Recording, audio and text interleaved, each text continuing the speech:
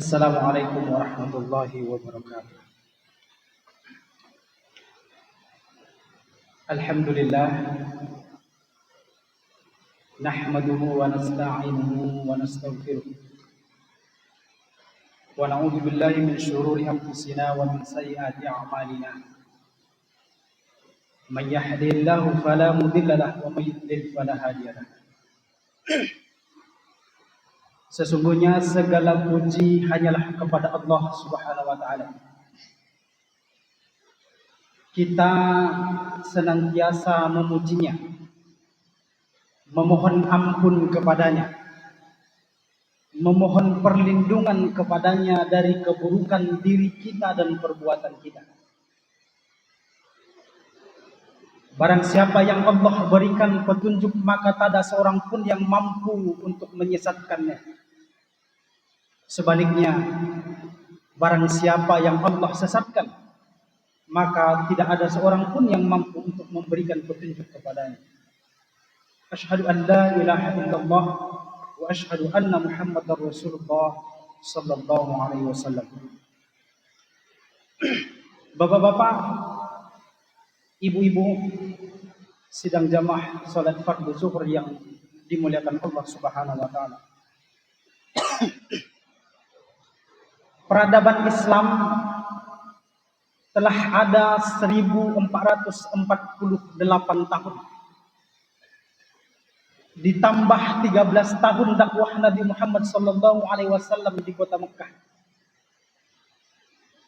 Maka dalam catatan sejarah, Islam telah memberikan peranan yang penting. Islam telah memberikan kontribusi yang besar dalam perjalanan dunia ini. Namun saat ini Islam tetap dihadapkan pada tantangan.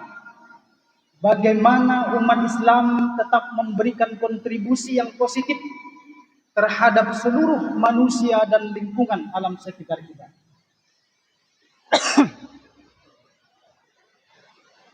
Kalau kita mengikuti pemberitaan beberapa hari belakangan ini, berbagai fenomena alam yang terjadi di Eropa misalnya, terjadi gelombang yang sangat panas, cuaca yang sangat ekstrim di berbagai kota di Eropa, bahkan sampai 40 derajat Celcius. Di pemberitaan sudah 1.300 orang lebih meninggal dunia karena cuaca yang sangat panas. Di Asia Selatan, di Timur Tengah, sampai 40-50 derajat Celcius. Bahkan PBB sudah mengeluarkan himbauan, sudah mengeluarkan peringatan bahwa cuaca ekstrim ini bisa mengancam akan memicu krisis pangan global. Bagaimana di tempat kita di Indonesia? Biasanya memang cuaca di Indonesia itu tidak se-ekstrim di Eropa sana. Tetapi prediksi Badan Meteorologi, Klimatologi dan Geofisika BMKG, mulai bulan ini, bulan Juli, juga akan terjadi musim panas. Puncak musim panas sampai September yang akan datang. Dan kemudian pada saat yang bersamaan akan terjadi fenomena El Nino namanya, yang akan membawa fenomena El Nino ini suhu panas dari laut yang mengakibatkan musim panas di musim tahun ini akan terasa lebih panjang, bahkan sampai di awal tahun 2027.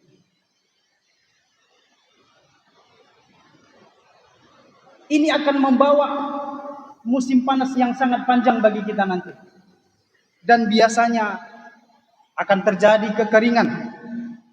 Kalau di tempat kita di Riau, kalau sudah musim kemarau, akan terjadi kebakaran atau pembakaran lahan dan hutan.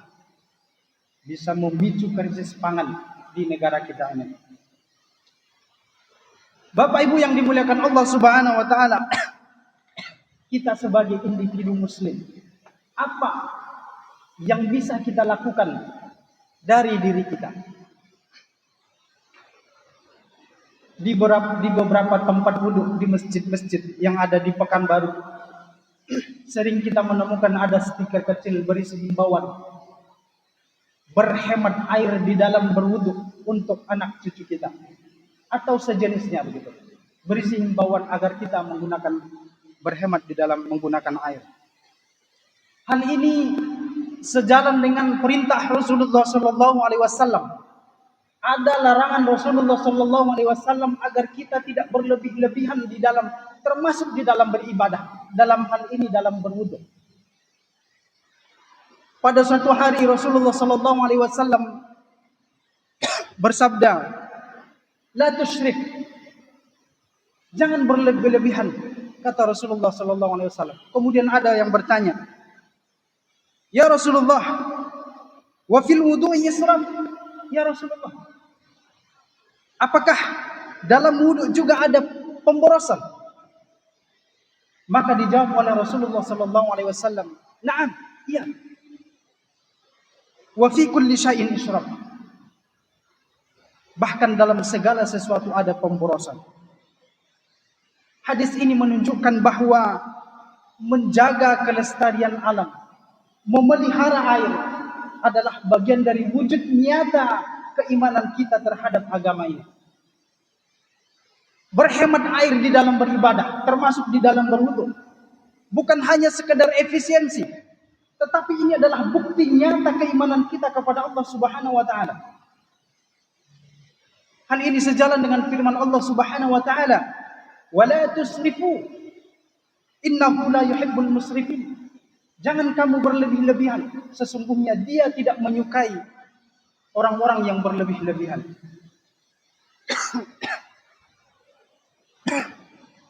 Hadirin yang dimuliakan Allah Subhanahu wa taala.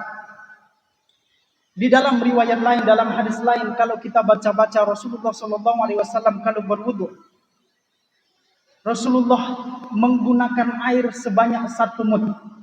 Kalau kita baca 1 mud itu tidak sampai 1 liter, 700 mililiter, setengah liter lebih, 1 liter tidak sampai. Rasulullah berwudu segitu. Bagaimana dengan berwudunya umat Nabi Muhammad SAW? Saya pernah memperhatikan rata-rata kita berwudu kurang lebih 60 detik rata-rata, 60 detik. Kalau kita buka keran air 3/4. Kemarin saya lihat ada bapak-bapak pas membasuh kepalanya, dia menyentuh air aja sedikit. Air keran 3/4 itu dibuka sebesar-besarnya, mengalir deras. Pada saat membasuh kepalanya kan dia diusap, air mengalir terus. Berapa banyak air yang kita habiskan sekali berwudu? Saya memperhatikan dan menghitung secara kasar. Rata-rata kita sekarang berwudu 60 detik. Keran air 3/4, ukuran 3/4 itu kalau kita buka full, air mengalir per detiknya keluar setengah liter. Setengah liter dikali 60 detik. Maka setiap kita menghabiskan sekali wudu kurang lebih 30 liter air. Rasulullah tidak sampai 1 liter. Artinya apa? Betapa borosnya kita dalam menggunakan air. Betapa banyaknya air yang terbuang sia-sia saat kita berwudu.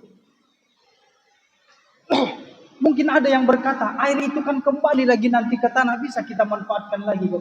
Betul, air itu kembali ke tanah. Tetapi secara kuantitas maupun secara kualitas itu pasti akan menurun nanti.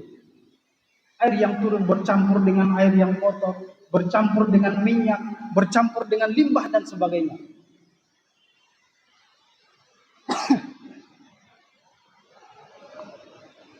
Bapak Ibu yang dimuliakan Allah Subhanahu wa taala. Lalu bagaimana kita melaksanakan? Sebagaimana saya lihat contoh tadi, dibuka air keran itu sebenarnya. Tetapi ada dua contoh yang menurut kami ini sangat bagus. Mungkin kalau ada nanti tuan-tuan, bapak-bapak yang yang dengan cara yang lain boleh juga, silahkan. Yang pertama yang kami lihat, kami amalkan dan kami ajarkan ini di kampus. Yang pertama, ketika kita berwudu, air keran itu tidak usah dibuka full. Secukupnya saja. Kalau kita baca riwayat-riwayat lain lagi dari hadis Rasulullah SAW, kalau Rasulullah SAW berwudu, air yang tumpah ke tanah itu sangat sedikit sekali. Air yang tumpah ke tanah itu sedikit. Maka bagaimana kita melakukan? Tidak usah dibuka full keran air itu. Secukupnya saja. Tampung air itu pada saat kita membasuh air yang mengalir itu kecil dia. Itu yang pertama. Yang kedua, buka tutup keran itu. Yang kami lihat, kami perhatikan. Ketika kita mengambil air, tampung secukupnya di telapak tangan kita itu. Tutup. Ketika kita membasuh anggota wudhu kita, sesempurna mungkin, maka air keran itu tidak mengalir, diam, berhenti. Karena kita tutup. Setelah kita tampung, kita tutup, maka kita bisa membasuh dengan sempurna anggota wudhu kita. Perintah membasuh dengan sempurna, diusap-usap, membutuhkan waktu. Maka tidak buru-buru. Kita lihat hari ini, saya mohon maaf Pak, mohon maaf. Tapi tidak di sini. Saya melihat ada di masjid lain. Ini bukan menyalahkan dalam konteks saya merasa lebih baik, tidak. Ini menjadi pelajaran bagi saya. Sudah berusia Pak, sudah. Mohon maaf, sudah tua Pak. Wuduk beliau, ambil air, buka air sekeras. Berwuduknya sembarangan, mohon maaf, sembarangan. Sembarang cuci. Tak sempurna wudhu itu sesuai dengan yang kita pelajari. Membasuhnya gini-gini aja. Sudah berumur Pak. Mengambil air itu tadi, usap-usap telinga. Sering kita lihat itu. Sering kita lihat. Kakinya gitu juga sambil pergi jalan. Tak sempurna. Akhlak kita terhadap air itu yang pertama sudah bermasalah. Wudhu kita tidak sempurna, yang sebagaimana kami lihat tadi. Itu real, banyak.